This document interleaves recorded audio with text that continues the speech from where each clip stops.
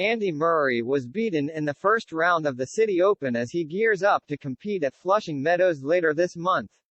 Andy Murray plans to make changes with his team after crashing out of the Citi Open in the first round on Monday night.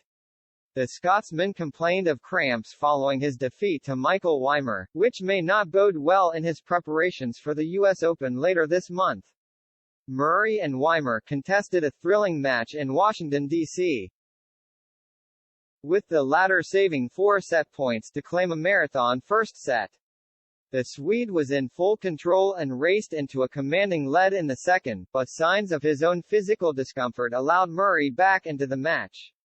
Weimer, 23, who has never advanced beyond the third round of a Grand Slam, shook off those issues by the time the third set got underway and he clinched the match 7-6, 4-6, 6-1. The nature of the defeat may spark a rethink from Murray and his team, with the 35-year-old regularly cramping up in the humid conditions. It was disappointing obviously, admitted Murray. I thought there was some good tennis in the first set. After that both of us were struggling a bit physically. The level of the tennis was not great. Obviously I had chances in the first set to close that out. I had set point in 6-5 then 3 in the tie break, and didn't get it. I think he seemed like maybe he was cramping a little bit in the second set, but recovered absolutely fine after the break at the end of the set. He went off to change and cool off a little bit, and he recovered well for the third, whereas I didn't really.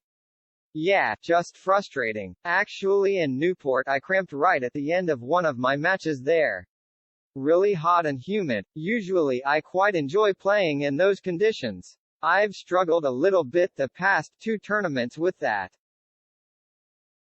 I need to have a little look at that with my team and maybe see why that is, make a few changes. Despite the inevitable knock in confidence, Murray has not ruled out the prospect of being seated at Flushing Meadows later this month. The 3-time Grand Slam winner, who opened his account with the U.S. Open in 2012, is due to compete at the National Bank Open and the Western Southern Open between now and then.